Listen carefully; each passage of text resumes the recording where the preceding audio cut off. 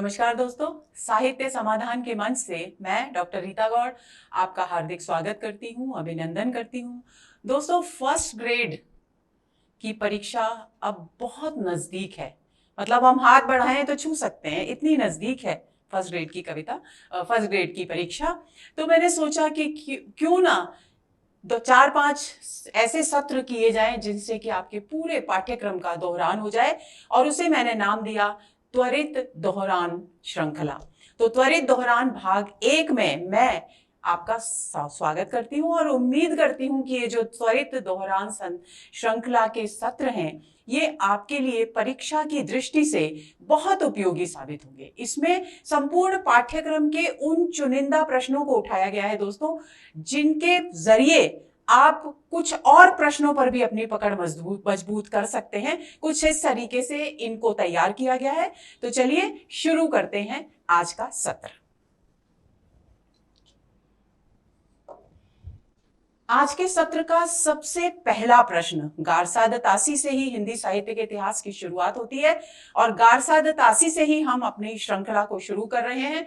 ये कुछ एक काल विभाजन और नामकरण से संबंधित प्रश्न इसलिए शामिल किए गए हैं ताकि आप इन ग्रंथों के विषय में कैसा भी कोई भी प्रश्न आए आप उत्तर सही ही दें।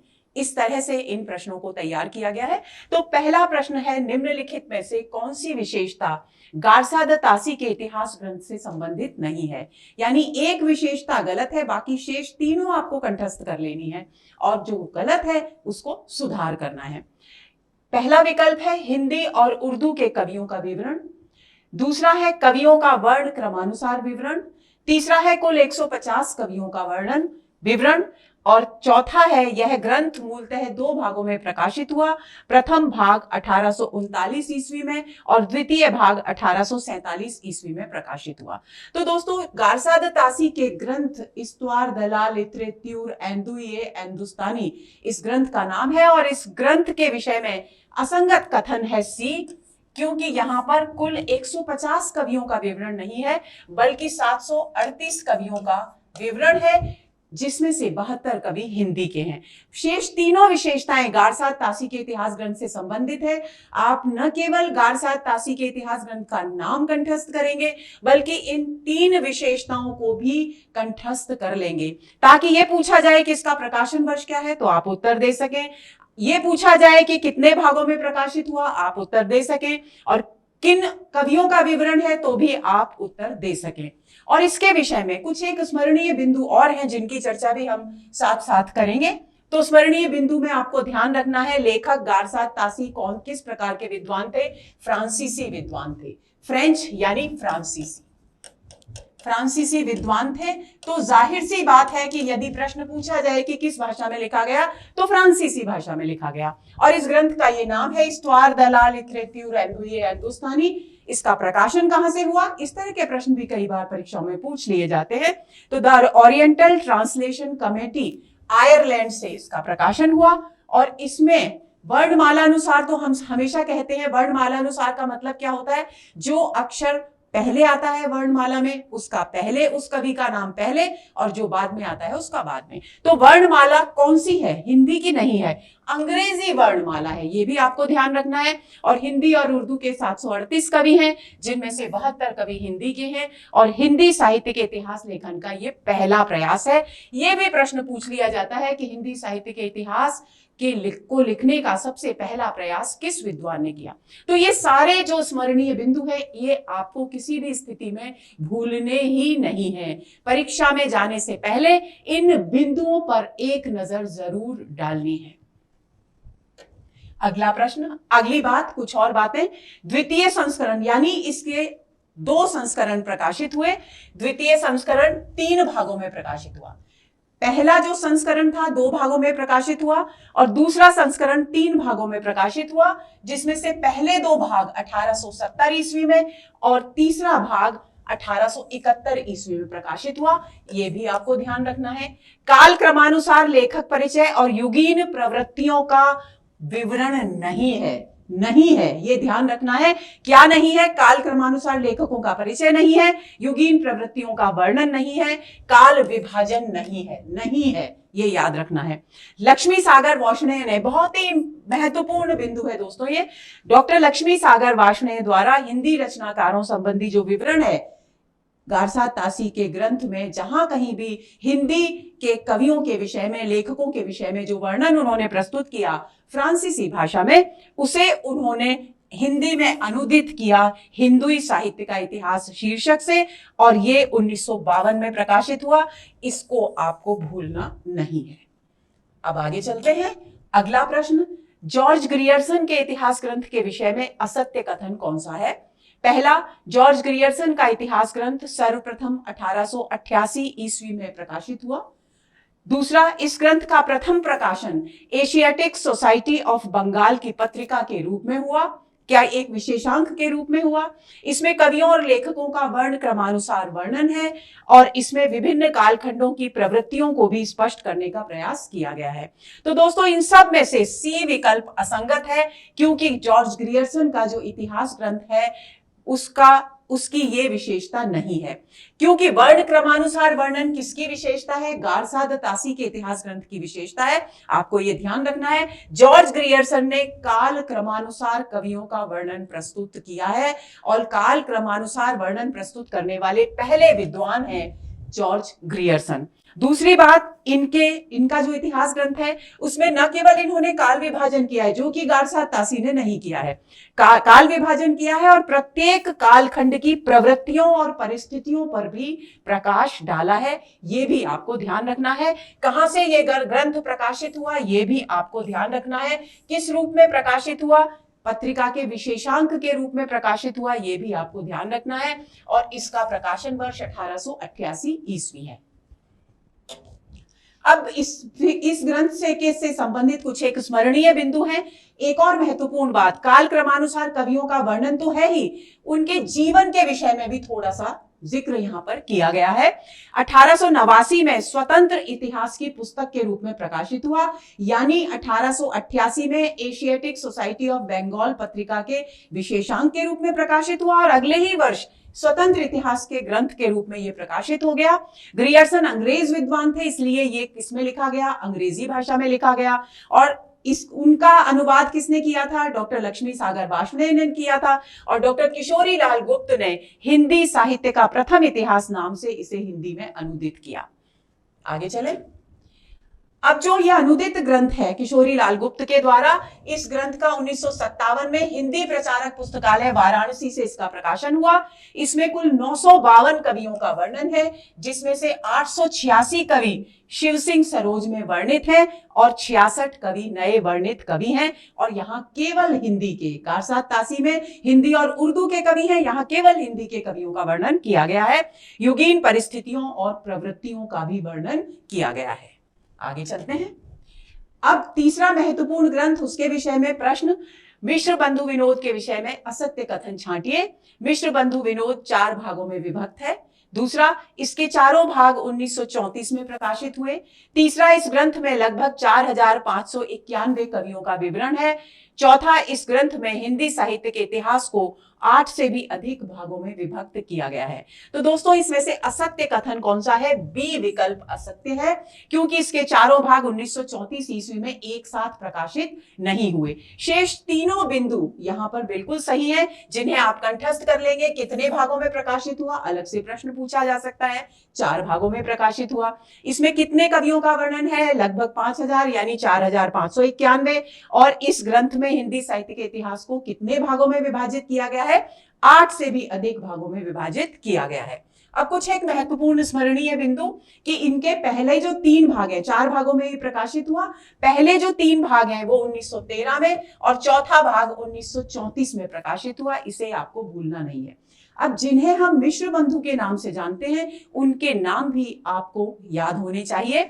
वे हैं गणेश बिहारी मिश्र, श्याम बिहारी मिश्र और शुकदेव बिहारी मिश्र। तीनों भाई थे, इसलिए तीनों ने सम्मिलित प्रयास से मिश्र बंधु विनोद जैसा अनुपम ग्रंथ लिखा। इसीलिए उनके लेखक का नाम क्या कहलाता है? मिश्र बंधु कहलाता है। व्यवस्थित काल विभाजन और नामकरण यहाँ किया गया है। कुल 4591 कवियों का वर्णन है और कवियों का जीवन चरित्र भी यहाँ वर्णित किया गया है। साहित्य के अलग अलग अंगों का भी वर्णन यहाँ किया गया है। आचार्य शुक्ल ने, बहुत ही महत्वपूर्ण बिंदु है, प्रश्न पूछा जा सकता है कि मिश्र बंधु विनोद को आचार्य शुक्ल ने क्या कहकर पुकारा है, या किस विद्वान ने मिश्र बंधु विनोद को बड़ा भारी कविवृत्त संग्रह कहा है। ये बात आपको ध्यान में रखनी है कि आचार्य शुक्ल ने इसे बड़ा भारी कविवृत्त संग्रह कह करके पुकारा है। आगे चले। आचार्य रामचंद्र शुक्ल ने अपने इतिहास ग्रंथ में कवियों के परिचयात्मक विवरण किस ग्रंथ से लिए? मिश्र बंधु विनोद से, शिव सिंह सरोज से, इस्तवार दलाल लिटरेत्यूर एंदुई ए हिंदुस्तानी नामक गारसाद तासी के ग्रंथ से, या जॉर्ज ग्रियर्सन के the modern vernacular literature of Hindustan नामक ग्रंथ से। तो दोस्तों, इस प्रश्न में सबसे महत्वपूर्ण बात यह है कि आपको यह ध्यान रखना है कि आचार्य रामचंद्र शुक्ल ने अपने इतिहास ग्रंथ में कवियों के परिचयात्मक विवरण किससे लिए? ए विकल्प इस प्रश्न का सही उत्तर है। उन्होंने परिचयात्मक विवरण मिश्र बंधु विनोद नामक ग्रंथ से लिए, और ये बात उन्होंने स्वयं अपने इतिहास ग्रंथ हिंदी साहित्य का इतिहास में स्वीकार की है कि उन्होंने कवियों के परिचयात्मक विवरण मिश्र बंधु विनोद से लिए हैं।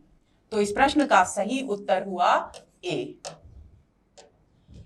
अब कुछ एक स्मरणीय बिंदु जो आचार्य शुक्ल के इतिहास के विषय में हमें पता होने चाहिए। हिंदी साहित्य का इतिहास के लेखक आचार्य रामचंद्र शुक्ल, उनके ग्रंथ का नाम है हिंदी साहित्य का इतिहास। प्रकाशन कहां से हुआ? प्रश्न पूछा जाता है। नागरी प्रचारिणी सभा काशी से हुआ। हिंदी साहित्य का पहला वैज्ञानिक इतिहास कौन सा है, वैज्ञानिक दृष्टिकोण से लिखा गया? तो आचार्य शुक्ल का हिंदी साहित्य का इतिहास है। ये भी आपको ध्यान में होना चाहिए। प्रारंभ में नागरी प्रचारिणी सभा काशी द्वारा प्रकाशित जो ग्रंथ है हिंदी शब्द सागर, उसकी भूमिका के रूप में प्रकाशित हुआ। जैसे जॉर्ज ग्रियर्सन का जो ग्रंथ है वो पहले एशियाटिक सोसाइटी ऑफ बंगाल से प्रकाशित हुआ, उसी तरह से ये हिंदी शब्द सागर की भूमिका के रूप में प्रकाशित हुआ। और इसका परिवर्धित संस्करण जो है वो 1940 में प्रकाशित हुआ, और इसका मूल जो संस्करण है वो 1929 में प्रकाशित हुआ। आगे चलें। अब सूची प्रथम का मिलान सूची द्वितीय से कीजिए तथा दिए गए कूट से सही उत्तर का चयन कीजिए। इस सूची में इतिहासकारों के नाम है, इस सूची में नामकरण है, तो आपको सुमेलित करना है जिससे कि आपको पता चल जाए। प्रश्न पूछा जाए कि किस विद्वान ने कौन सा नामकरण दिया तो भी आप सही उत्तर दे सकें, और कौन सा सुमेलित होने का आए तो भी आप सही उत्तर दे सकें। तो सबसे पहला है आचार्य रामचंद्र शुक्ल, फिर दूसरा है आचार्य महावीर प्रसाद द्विवेदी, तीसरा है राहुल सांकृत्यायन, चौथा है मिश्र बंधु, और पांचवा है आचार्य हजारी प्रसाद द्विवेदी। यहाँ नामकरण दिए गए हैं प्रारंभिक काल, सिद्ध सामंत काल, आदिकाल, बीज वपन काल और वीर गाथा काल। तो सबसे पहले आचार्य रामचंद्र शुक्ल ने कहा वीर गाथा काल। आदिकाल के नामकरण की बात आ रही है। ये आदिकाल को के लिए सुझाए गए अलग अलग नामकरण है जो विद्वानों ने सुझाए। आचार्य महावीर प्रसाद द्विवेदी ने कहा आदिकाल को बीज वपन काल, क्योंकि उनका मत था कि साहित्यिक जितनी भी प्रवृत्तियां हैं उनके बीज बोने का काम इस काल में किया, यानी उनकी पृष्ठभूमि, उनकी आधारशिला, उनकी नींव इस युग में रखी गई। राहुल सांकृत्यायन ने आदिकाल के लिए सुझाया सिद्ध सामंत काल, और मिश्र बंधु ने इसके लिए सुझाया प्रारंभिक काल, और आचार्य हजारी प्रसाद द्विवेदी ने इस काल को कहकर पुकारा आदिकाल। यानी क्रम क्या रहेगा? शुक्ल यानी 5, 4, और फिर राहुल सांकृत्यायन 2, 1, 3, 5, 4, 2, 1, 3 क्रम होगा। 5, 4, 2, 1, 3 यानी सी विकल्प इस प्रश्न का सही उत्तर है। तो आंसर हुआ सी। अगला प्रश्न। अब कुछ एक स्मरणीय बिंदु, आदत पड़ गई है अगला प्रश्न कहने की, कुछ एक स्मरणीय बिंदु कि अन्य कुछ एक नाम भी सुझाए गए आदिकाल के लिए अन्य विद्वानों के द्वारा, उसकी जानकारी भी हमें होनी चाहिए। तो चारण काल कहा जॉर्ज ग्रियर्सन ने, प्रारंभिक काल मिश्र बंधुओं ने तो कहा ही, इसके साथ ही गणपति चंद्रगुप्त ने भी इसे प्रारंभिक काल कहा, विश्वनाथ प्रसाद मिश्र ने इसे वीर काल कहा, और डॉक्टर राम कुमार वर्मा ने इसे संधि काल और चारण काल कहकर पुकारा। रमाशंकर शुक्ल रसाल ने इसे जयकाल कहा, धीरेन्द्र वर्मा इसे अभ्रंश काल कहते हैं, और वासुदेव सिंह इसे उद्भव काल कहकर पुकारते हैं। तो इनको भी आपको ध्यान में रखना है। अगला प्रश्न। सिद्ध साहित्य के अंतर्गत 84 सिद्धों की वे साहित्यिक रचनाएं आती हैं जो प्राकृत में लिखी गई हैं, पैशाची अपभ्रंश में लिखी गई हैं, पूर्ववर्ती अपभ्रंश में लिखी गई हैं, या तत्कालीन लोक भाषा हिंदी में लिखी गई हैं। तो दोस्तों महत्वपूर्ण बात यह है कि ये है 84 सिद्धों की उन साहित्यिक रचनाओं के विषय में प्रश्न जिनकी भाषा के विषय में ये पूछा गया है कि ये कौन सी भाषा में है। तो सबसे महत्वपूर्ण बात है कि तत्कालीन लोक भाषा हिंदी में ये रचनाएं लिखी गई हैं। स्वयं डॉक्टर नगेंद्र ने अपने ग्रंथ में इस बात को स्वीकार किया है। तो आपको स्मरण रखना है कि ये हम इस प्रश्न का आधार बिंदु क्या है कि सिद्धों ने बौद्ध धर्म के वज्रयान तत्व का प्रचार करने के लिए जो साहित्य जनभाषा में लिखा, जनभाषा कौन सी? लोक प्रचलित भाषा, वह हिंदी साहित्य के सिद्ध साहित्य की सीमा में आता है। आपको ये भी ध्यान में रखना है। यानी इस प्रश्न का सही उत्तर हुआ डी, आंसर हुआ डी। अगला प्रश्न, नाथ संप्रदाय से संबंधित तथ्य इस प्रकार हैं, यानी यहां पर तथ्य दिए गए हैं, इनमें से कौन से तथ्य सही हैं वो आपको कूट के द्वारा चुनने हैं। पहला है, नाथ सिद्धों की परंपरा से ही निकले और 84 सिद्धों के समान इनकी संख्या 9 मानी गई है। दूसरा, नाथों ने देश के पश्चिमी भाग विशेषतः राजपूताना और पंजाब को अपने प्रचार प्रसार के लिए चुना। तीसरा है, काफिर बोध नामक ग्रंथ इसी संप्रदाय का है जिसमें पूजा, तीर्थाटन के साथ साथ हज और नमाज का भी उल्लेख किया गया है। चौथा, इन पर सिद्धों के पंचमकार, जाति पाति का विरोध आदि का प्रभाव मिलता है। तो दोस्तों, नाथ सिद्धों की परंपरा से निकले और 84 सिद्धों के समान इनकी संख्या 9 मानी गई है, कथन बिल्कुल सही है, यानी 1 सही है। नाथों ने देश के पश्चिमी भाग विशेषतः राजपूताना और पंजाब को अपने प्रचार प्रसार के लिए चुना, ये कथन भी पूरी तरह सही है, यानी 1 और 2 सही है। काफिर बोध नामक ग्रंथ इसी संप्रदाय का है जिसमें पूजा, तीर्थाटन के साथ हज और नमाज का उल्लेख है, ये कथन असंगत है। इनके संप्रदाय का काफिर बोध नामक कोई ग्रंथ नहीं है और ना ही इन्होंने तीर्थ यात्रा, हज और नमाज का किसी तरह का कोई समर्थन किया है। इन पर सिद्धों के पंचमकार, जाति का पाति का विरोध आदि का प्रभाव मिलता है, ये कथन बिल्कुल सही है। यानी पहला, दूसरा और चौथा कथन नाथों के विषय में बिल्कुल सही है। कूट देखते हैं, पहला, दूसरा और चौथा, यानी डी विकल्प इस प्रश्न का सही उत्तर है। तो आंसर हुआ डी। अब स्मरणीय बिंदु, काफिर बोध आखिर है क्या? तो कबीर सागर एक बहुत बड़ा ग्रंथ है कबीर पंथियों का। कबीर सागर में काफिर बोध नाम से एक 15वां अध्याय है जिसकी रचना संत रामपाल जी ने की थी, ये एक तो ध्यान में रखने की बात है। दूसरी बात, युगलानंद जी जो संत एक और हुए हैं, उन्होंने भी मोहम्मद बोध और काफिर बोध नामक रचनाएं लिखी हैं, ये आपको ध्यान में रखना है। यदि ऐसा होता है कि काफिर बोध के लेखक का नाम पूछा जाए और युगलानंद जी का नाम आए तो आपको इसका चयन करना है, ये बात आपको ध्यान में रहनी चाहिए। आगे चलें। हिंदी साहित्य के इतिहास में जिस युग को भक्ति काल कहा जाता है उस युग से तात्पर्य है भागवत धर्म के प्रचार के लिए भक्ति आंदोलन के उदय का समय, धार्मिक स्तर पर इस्लाम के विरुद्ध लामबंद होने का समय, अपनी दीनहीन निराश मनस्थिति के कारण संसार से विमुख होने का समय, आदिकालीन वीर रसात्मक साहित्य की प्रतिक्रिया व्यक्त करने का समय। तो सबसे ज्यादा देखिए, भक्ति आंदोलन क्यों शुरू हुआ इसके विषय में अलग अलग विद्वानों ने अलग अलग मत दिए हैं, लेकिन वे मत सीमित मत को स्वीकार करते हैं, सीमित विचारधारा को व्यक्त करते हैं। सार्वजनिक रूप से सर्वमान्य मत के आधार पर इस प्रश्न को बनाया गया है। तो अब इसमें हमें यह बताना है कि हिंदी साहित्य के इतिहास में जिस युग को हम भक्ति काल कहते हैं उस युग का मूल अर्थ क्या है भक्ति काल का? तो भागवत धर्म के प्रचार के लिए भक्ति आंदोलन के उदय का समय, ये कथन बिल्कुल सही है, यानी ए विकल्प इस प्रश्न का उत्तर है, बिल्कुल सही। और धार्मिक स्तर पर इस्लाम के विरुद्ध लामबंद होने का समय, कि इस्लाम के विरुद्ध कोई कवच बनाना था जिससे कि हिंदू धर्म की रक्षा की जा सके, ऐसी कोई विचारधारा हमारे उस समय के समाज में प्रचलित नहीं थी और हिंदू धर्म में कभी भी किसी का विरोध करने की भावना विद्यमान रही ही नहीं।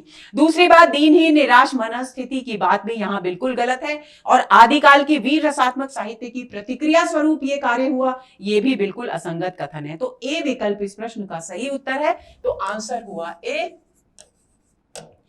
भागवत धर्म का प्रचार। क्योंकि यद्यपि यहां पर निर्गुण और सगुण दोनों ही धाराएं प्रचलित हुई, लेकिन निर्गुण की अपेक्षा भागवत धर्म से संबंधित थी सगुण धारा। तो उस सगुण भक्ति धारा ने जनता को बहुत अधिक अपनी ओर आकर्षित किया। विशेष तौर पर कृष्ण भक्ति धारा से लोग बहुत जल्दी जुड़े। श्री कृष्ण की बाल लीलाओं, वात्सल्य के वर्णन के जरिए, भ्रमर गीत के जरिए। तो आपको ये बात भी ध्यान में रखनी है, इसलिए ये कहा गया। और ये मत विशेष तौर पर डॉक्टर नगेंद्र ने अपने हिंदी साहित्य के इतिहास में प्रस्तुत किया है।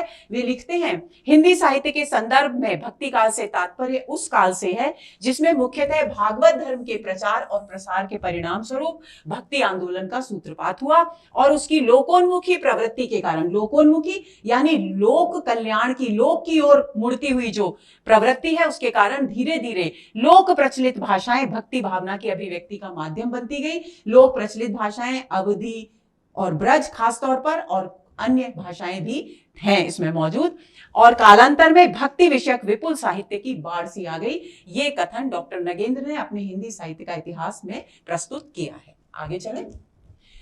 विशिष्टाद्वैतवाद का मूल आधार है ब्रह्म और जगत परस्पर भिन्न है। जगत और जीवात्मा दोनों कार्यतः ब्रह्म से भिन्न है, किंतु ब्रह्म से ही उत्पन्न हुए हैं। जीव और जगत का परस्पर कोई संबंध नहीं है। संपूर्ण सृष्टि में अनेक सत्ताएं विद्यमान हैं। दोस्तों, विशिष्टाद्वैतवाद शब्द को आपको कैसे याद रखेंगे कि कौन से मत का क्या है? तो विशिष्टाद्वैतवाद को यदि हम दो भागों में यानी इसका संधि विच्छेद करें तो विशिष्ट और अद्वैत शब्द उभर कर आते हैं। यानी विशेष प्रकार का अद्वैत है जहां ब्रह्म और जीवात्मा के लिए, वही विशिष्टाद्वैतवाद है। यानी जगत और जीवात्मा कार्य के क्षेत्र में ब्रह्म से अलग हैं। यानी जब संसार में जीवात्मा आती है तो वो ब्रह्म से अलग होकर आती है, लेकिन मूलतः वे ब्रह्म से ही उत्पन्न हुए हैं। यानी अद्वैत भी है और भिन्नता भी है। यही विशिष्टाद्वैतवाद का मूल आधार है। तो बी विकल्प इस प्रश्न का सही उत्तर है। आंसर हुआ बी। अब इसके विषय में कुछ एक जानकारी। भास्कर, नाथमुनि, यमुनाचार्य ने शंकर के अद्वैतवाद का कड़ा विरोध किया। यानी क्योंकि ये बात क्यों यहां उठाई गई है, क्योंकि भक्ति सबसे पहले शंकर ने अद्वैत मत का प्रतिपादन किया और उस अद्वैत का मतलब था कि जीव और ब्रह्म एक हैं, इनकी कोई भिन्न सत्ता है ही नहीं।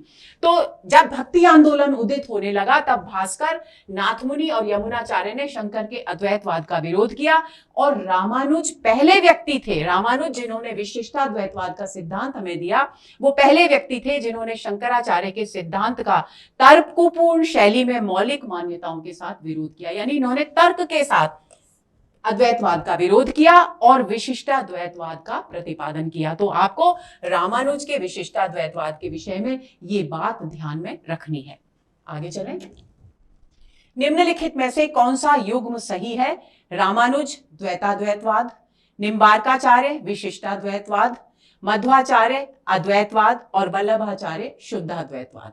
तो दोस्तों, डी विकल्प इस प्रश्न का सही उत्तर है, क्योंकि वल्लभाचार्य का संबंध शुद्धाद्वैतवाद से है। उन्होंने शुद्धाद्वैतवाद मत का प्रवर्तन किया था। तो इस प्रश्न का सही उत्तर हुआ डी।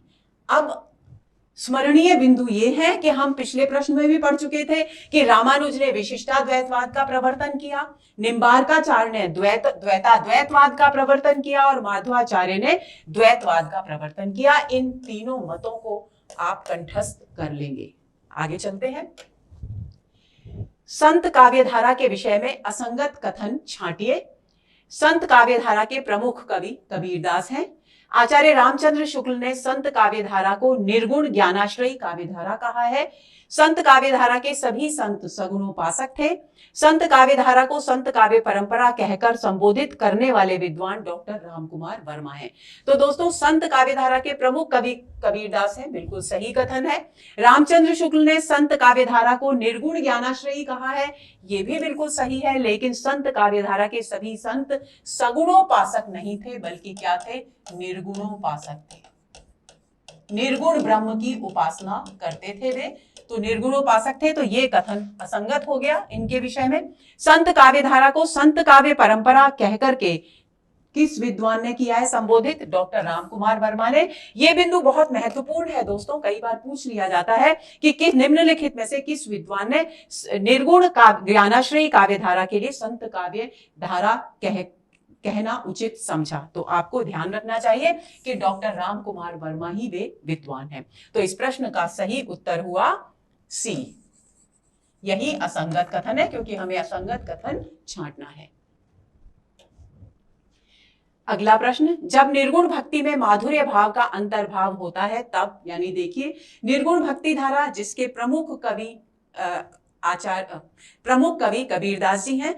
दूसरी बात, जो निर्गुण निराकार ब्रह्म की उपासना करते हैं, लेकिन निर्गुण निराकार ब्रह्म की उपासना करते हुए भी कबीरदास को हम देखते हैं, जब हम उनके पदों को पढ़ते हैं तो उसमें दाम्पत्य के प्रतीक आते हैं, प्रेम का भाव आता है। तो यही प्रश्न उसी भाव, माधुर्य भाव यानी प्रेम के भाव से संबंधित है कि जब निर्गुण भक्ति में माधुर्य भाव का अंतर्भाव हो जाता है यानी समावेश हो जाता है, तब क्या होता है? सगुण भक्ति की छाप नजर आती है, रहस्यवाद की सृष्टि होती है, अस्तित्ववाद का जन्म होता है, या दर्शन का जन्म होता है। तो दोस्तों बी विकल्प इस प्रश्न का सही उत्तर है, क्योंकि जब निर्गुण भक्ति धारा में माधुर्य भाव मिलता है आकर के, तब कविता में रहस्यवाद की प्रवृत्ति जन्म लेती है। ये बात बिल्कुल स्पष्ट है। सगुण भक्ति की छाप तो तब नजर आएगी जब सगुण ईश्वर को सगुण रूप में मानकर उसकी आराधना की जाएगी। अस्तित्ववाद का संबंध भक्ति काल से है ही नहीं। आधुनिक विचारधारा, आधुनिक काल में इसका जन्म हुआ, और दर्शन का जन्म तो सगुण में भी हो सकता है और निर्गुण में भी हो सकता है, उसका केवल निर्गुण भक्ति से कोई संबंध है नहीं। तो इसलिए आंसर हुआ इसका बी। इनकी से विशुद्ध, सरस एवं शक्तिशालिनी ब्रज भाषा लिखने में और कोई कवि समर्थ नहीं हुआ। आचार्य शुक्ल ने किस कवि के विषय में ये टिप्पणी की है? देव, ठाकुर, घनानंद या इनमें से कोई नहीं। तो दोस्तों ये कथन शुक्ल जी का घनानंद के विषय में है। घनानंद रीतिमुक्त काव्यधारा के कवि हैं, जिनकी भाषा बहुत अधिक प्रभावशाली है और जिनके पद बहुत अधिक सरस और भावपूर्ण हैं। तो आंसर हुआ सी। आचार्य रामचंद्र शुक्ल ने रीतिकाल का प्रवर्तक आचार्य किसे माना है? आचार्य केशवदास को, मतीराम को, चिंतामणि को या बिहारी को? तो दोस्तों सी विकल्प इस प्रश्न का सही उत्तर है। आचार्य रामचंद्र शुक्ल ने रीतिकाल के प्रवर्तन का श्रेय चिंतामणि को दिया है। उन्होंने कहा है कि हिंदी साहित्य की रीति काव्य परंपरा यहीं से चली, यानी इन्हीं से शुरू हुई। तो इस प्रश्न का सही उत्तर है सी।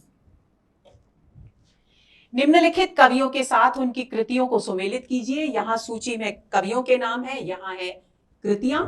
तो चिंतामणि, मतीराम, भूषण और बोधा, उनकी कृतियां यहाँ दी गई हैं। हमें इन्हें सुमेलित करना है। तो चिंतामणि की कृति है कवि कुल कल्पतरु, मतीराम की है वृत्त कौमुदी, भूषण की है छत्रसाल दशक और बोधा की है विरह बारिश। और रसमंजरी जो है वो इनमें से किसी कवि की नहीं है। रसमंजरी के रचनाकार है नंददास, उनकी बहुत ही प्रसिद्ध कृति है रसमंजरी। तो ये ध्यान रखना है, यानी क्रम रहेगा पहले 5, फिर मतीराम की वृत्त कौमुदी 3, 5, 3, 1 और 4, 5, 3, 1 और 4, यानी बी विकल्प इस प्रश्न का सही उत्तर है। आंसर हुआ बी। अगला प्रश्न, मतीराम ने अपने अलंकार ग्रंथ ललित ललाम में प्रमुखतः किस संस्कृत काव्य शास्त्रीय परंपरा का अनुकरण किया है? जयदेव के चंद्रालोक की परंपरा, अप्पय दीक्षित के कोवलयानंद की परंपरा, मम्मट के काव्य प्रकाश की परंपरा या विश्वनाथ के साहित्य दर्पण की परंपरा? तो बी विकल्प इस प्रश्न का सही उत्तर है। मतीराम ने ललित ललाम में मुख्य रूप से अप्पय दीक्षित के कोवलयानंद की परंपरा का अनुकरण किया है। तो आंसर हुआ बी। अब आपको ध्यान रखना है कि रीति काल के जितने भी अलंकारवादी आचार्य थे, उन्होंने अप्पय दीक्षित के कुवलयानंद, विश्वनाथ के साहित्य दर्पण और जयदेव के चंद्रालोक ग्रंथों को अपना आधार बनाया, उसके आधार पर अपने ग्रंथों की रचना की। लेकिन जहां तक, यानी इन तीनों ग्रंथों को उन्होंने अपना आधार बनाया, किसी से ज्यादा प्रभाव लिया, किसी से कम। मतीराम के ललित ललाम पर इन तीनों का थोड़ा बहुत प्रभाव दिखाई देता है, लेकिन प्रमुखतः इसका आधार अप्पय दीक्षित का कुवलयानंद ग्रंथ है। ये आपको ध्यान में रखना है। आगे चलें। निम्नलिखित में से किस पत्रिका के संपादन का श्रेय प्रेम घन को दिया जाता है?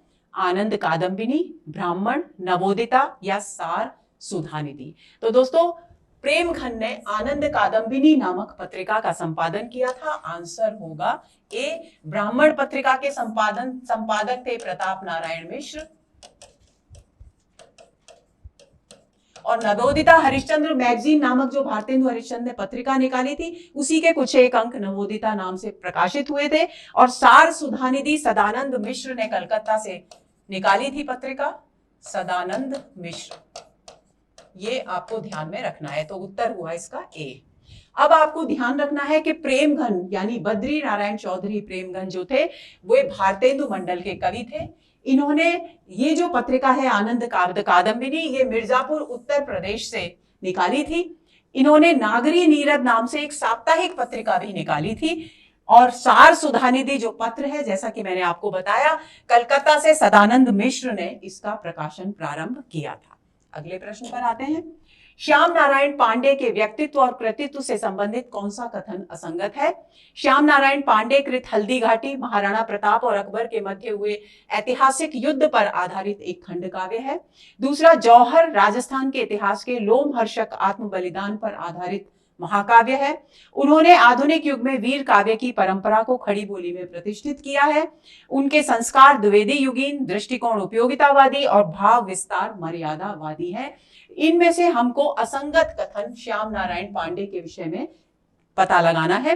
तो दोस्तों ए विकल्प असंगत है, क्योंकि हल्दी घाटी महाकाव्य श्याम नारायण पांडे का ही है। ये कथन बिल्कुल सही, ये बात बिल्कुल सही है। महाराणा प्रताप और अकबर के मध्य हुए ऐतिहासिक युद्ध पर आधारित है, ये बात भी बिल्कुल सही है। लेकिन दोस्तों ये खंड काव्य नहीं है, ये महाकाव्य है। तो असंगति क्या है कि इस महाकाव्य को यहाँ पर खंड काव्य कहा गया है। शेष तीनों कथन उनके विषय में पूरी तरह से सही है। तो इस प्रश्न का सही उत्तर हुआ ए। अगला प्रश्न, निम्नलिखित में से कौन सी छायावाद की प्रवृत्तिगत विशेषता नहीं है? प्रणयानुभूति की प्रधानता, दलितों का समर्थन और उत्थान, सौंदर्यनिष्ठ चेतना और कर्मवाद। तो देखिए, प्रणयानुभूति की प्रधानता छायावाद में मिलती है, दलितों का समर्थन और उत्थान छायावाद में नहीं मिलता, प्रगतिवाद में मिलता है। सौंदर्यनिष्ठ चेतना ये भी छायावाद की विशेषता है, और कर्मवाद का स्पष्ट समर्थन ये भी छायावाद की विशेषता है। जयशंकर प्रसाद की कामायनी इसका सर्वश्रेष्ठ उदाहरण है। तो इस प्रश्न का सही उत्तर हुआ बी, क्योंकि ये दलितों का समर्थन और उत्थान ये छायावाद की विशेषता नहीं है। छायावाद और रहस्यवाद में मोटा अंतर कौन सा है? रहस्यवाद दार्शनिक क्षेत्र का विषय है, जबकि छायावाद काव्य का। रहस्यवादी भावना का आलंबन अमूर्त निराकार सर्वव्यापी ब्रह्म है, जबकि छायावाद का विषय लौकिक है। तीसरा, रहस्यवाद का आलंबन ईश्वर है, छायावाद का जिज्ञासा। रहस्यवाद अति प्राचीन है, जबकि छायावाद अपेक्षाकृत नवीन है। तो दोस्तों देखिए, हमसे क्या पूछा गया? छायावाद और रहस्यवाद में मूल अंतर कौन सा है, उस पर हमें अपनी दृष्टि केंद्रित करनी है। रहस्यवाद दार्शनिक क्षेत्र का विषय है, जबकि छायावाद काव्य का विषय है। थोड़ी थोड़ी इस बात में सच्चाई है, लेकिन ये पूरी तरह से सही बात नहीं है। रहस्यवादी भावना का आलंबन अमूर्त निराकार सर्वव्यापी ब्रह्म है, ये बात बिल्कुल सही है। लेकिन छायावाद का विषय लौकिक है, यानी इस लोक से संबंधित है, और ये ब्रह्म से संबंधित है रहस्यवाद। यही इसमें प्रमुख अंतर है। दूसरी बात, रहस्यवाद का आलंबन ईश्वर है, छायावाद का जिज्ञासा। तो जिज्ञासा छायावाद में है, लेकिन आलंबन जिज्ञासा नहीं है। अलग अलग जगहों पर अलग अलग आलंबन हमें छायावाद में दिखाई देते हैं, लेकिन रहस्यवाद का आलंबन ईश्वर है, यानी ब्रह्म है। ये बात बिल्कुल सही है। रहस्यवाद प्राचीन है, छायावाद नवीन है, ये बात भी कुछ आंशिक रूप से सही है, लेकिन पूरी तरह से जो मोटा अंतर है वो है बी विकल्प। रहस्यवादी भावना का आलंबन अमूर्त निराकार सर्वव्यापी ब्रह्म है, जबकि छायावाद का विषय लौकिक है। तो आंसर हुआ इसका बी। आपको ध्यान रखना है दोस्तों की परीक्षा पत्र जो आएगा, आपका प्रश्न पत्र जो आएगा, उसमें कुछ ऐसे विकल्प कहीं ना कहीं प्रश्नों में जरूर होंगे जो आपको भ्रमित करने के उद्देश्य से रखे गए होंगे। तो आपको भ्रमित नहीं होना है, सोच विचार करके ही हर प्रश्न का जवाब देना है। आगे चलते हैं। निम्नलिखित प्रवृत्तियों में से एक प्रगतिवाद की प्रवृत्ति नहीं है। धर्म, ईश्वर तथा व्यक्तिवाद में आस्था, सामाजिकता का आग्रह, शोषित वर्ग के प्रति सहानुभूति एवं शोषक वर्ग के प्रति घृणा, जन सामान्य के प्रति लोक मंगल की कामना। तो दोस्तों ए विकल्प इस प्रश्न का सही उत्तर है, क्योंकि प्रगतिवाद मनुष्य में, जन में विश्वास करता है, जन का समर्थक है, आम आदमी का समर्थक है, जो शोषित हो रहा है वर्षों से, उसका कल्याण चाहता है, उसका उत्थान चाहता है। तो इसलिए वो धर्म, ईश्वर और किसी व्यक्ति विशेष में आस्था व्यक्त नहीं करता। सामाजिकता के प्रति आग्रह है, क्योंकि वो समाज को वर्ग भेद और दुनिया भर की जो दूषित वृत्तियां हैं उन सबसे मुक्त होकर एक सुंदर समाज के रूप में देखने का सपना देखता है। शोषित वर्ग के प्रति सहानुभूति है, ये बात बिल्कुल सही है। शोषक वर्ग के प्रति घृणा है, ये भी सही है। जन सामान्य के प्रति लोक मंगल की भावना है, ये भी बिल्कुल सही है। यानी इस प्रश्न का सही उत्तर हुआ ए। आगे चलें। प्रयोगवाद अपने आप में इष्ट नहीं है, वह साधन है। प्रयोग द्वारा कवि अपने सत्य को अधिक अच्छी तरह जान सकता है और अधिक अच्छी तरह अभिव्यक्त कर सकता है। वस्तु और शिल्प दोनों के क्षेत्र में प्रयोग फलप्रद होता है। यह कथन किसका है? भवानी प्रसाद मिश्र, नरेश मेहता, अज्ञेय या रघुवीर सहाय? जाहिर सी बात है, प्रयोगवाद की बात की जा रही है तो अज्ञेय का कथन है ये, तो आंसर हुआ सी। और आपको ध्यान रखना है कि ये कथन प्रयोग शब्द का इस्तेमाल हुआ है, इसलिए आप इसे तार सप्तक से बिल्कुल ना जोड़ें। ये दूसरा सप्तक की भूमिका में अज्ञेय ने ये बात कही है। क्यों कही है? क्योंकि तार सप्तक की भूमिका यानी प्रयोगवाद के प्रवर्तन के बाद प्रयोगवाद पर अनेक आलोचकों द्वारा बहुत सारे आक्षेप लगाए गए थे। उन आक्षेपों का उत्तर देते हुए अज्ञेय ने ये कथन प्रस्तुत किया है। तो आपको ध्यान में रखना है कि ये कथन दूसरा सप्तक की भूमिका से है और ये अज्ञेय का कथन है। आगे चलें। निम्नलिखित में से कौन सा कथन सही नहीं है? नई कविता में जीवन का पूर्ण स्वीकार और उसे भोगने की लालसा है। नई कविता को हम नया भावबोध मानते हुए भी परंपरा से विच्छिन्न करके नहीं देख सकते। नई कविता में नए भावबोध की अभिव्यक्ति के साथ साथ नए मूल्यों और नए शिल्प का अन्वेषण भी किया गया है। नई कविता वादों के प्रति प्रतिबद्ध होकर अपने कथ्य और दृष्टि में सीमित है। तो दोस्तों, पहला, दूसरा, तीसरा यानी ए, बी और सी तीनों कथन नई कविता के विषय में सही हैं, लेकिन डी कथन बिल्कुल सही नहीं है, क्योंकि नई कविता वादों में घिरी हुई कविता नहीं है और ना ही उसका कथ्य सीमित है। वो इस विश्व का, इस संसार का कोई भी ऐसा विषय नहीं है। राजनीति है, धर्म है, शोषण है, जीवन है, मध्यवर्गीय जीवन की समस्याएं हैं, महानगरीय जीवन की समस्याएं हैं, सबको नई कविता ने अपना विषय बनाया है। तो उसका जो कथ्य है, उसकी जो विषय वस्तु है, वो बहुत व्यापक है, वो सीमित नहीं है। तो ये कथन उसके विषय में असंगत है, नई कविता के विषय में। शेष तीनों कथन नई कविता के विषय में बिल्कुल सही है, क्योंकि जीवन को पूर्ण रूप से स्वीकार करती है और उसे भोगने की लालसा भी व्यक्त करती है। जीवन के प्रति आस्था नई कविता की सबसे महत्वपूर्ण विशेषता है और इसमें हम नया भावबोध अभिव्यक्त हुआ है, ये बात भी बिल्कुल सही है। लेकिन नए भावबोध के साथ साथ नई कविता परंपराओं में से जो कुछ भी ग्रहण करने योग्य है उसे ग्रहण करती हुई आगे चलती है।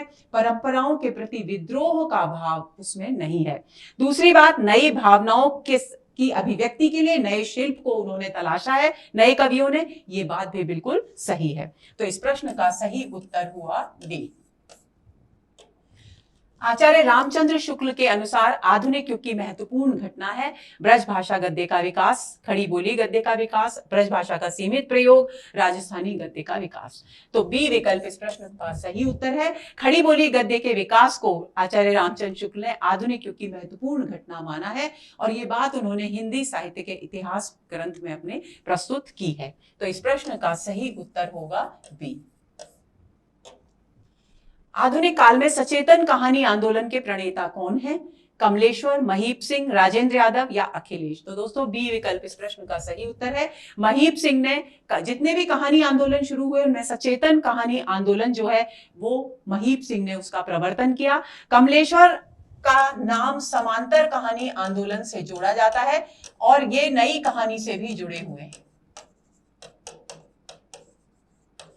और राजेंद्र यादव भी नई कहानी से जुड़े हुए हैं। अखिलेश भी बहुत सशक्त कहानीकार हैं, किसी आंदोलन से नहीं जुड़े हुए लेकिन नए सशक्त कहानीकार के रूप में उभरे हैं। तो इस प्रश्न का सही उत्तर हुआ बी।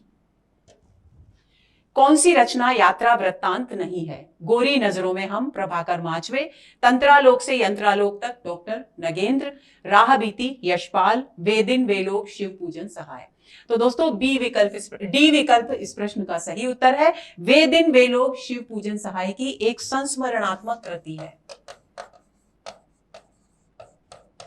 और शेष सभी यात्रा वृत्तांत है, ये आपको ध्यान में रखना है। तो इस प्रश्न का सही उत्तर हुआ बी। कौन सा युग्म सुमेलित है? फणीश्वरनाथ रेणु, रतिनाथ की चाची, नागार्जुन, परती परिकथा, राही मासूम रजा, आधा गांव, रांगे राघव, सूखता हुआ तालाब। तो दोस्तों इसमें से सी विकल्प सुमेलित है। ये सभी उपन्यास हैं, औपन्यासिक कृतियां हैं। राही मासूम रजा की कृति आधा गांव है, ये बिल्कुल सही है, आंसर हुआ सी। अब आपको ध्यान क्या रखना है कि ये जो परती परिकथा है ये तो फणीश्वरनाथ रेणु की कृति है, रतिनाथ की चाची नागार्जुन की कृति है, और रांगे राघव की ये कृति नहीं है। रांगे राघव का एक उपन्यास है मुर्दों का टीला, और भी अनेक कई उपन्यास हैं। सूखता हुआ तालाब रामदर्श मिश्र का उपन्यास है।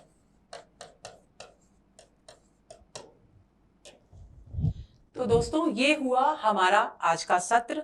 आपको एक बात और याद दिला दूं दोस्तों कि ये जो त्वरित दोहरान श्रृंखला हम चला रहे हैं आपकी, क्योंकि परीक्षा बिल्कुल नजदीक है, तो इस श्रृंखला का उद्देश्य यही है कि जो विद्यार्थी टेस्ट सीरीज का लाभ नहीं उठा पाए वे इसके जरिए महत्वपूर्ण प्रश्नों को पकड़ सकें, उनको समझ सकें और उन पर अपनी पकड़ मजबूत कर सकें।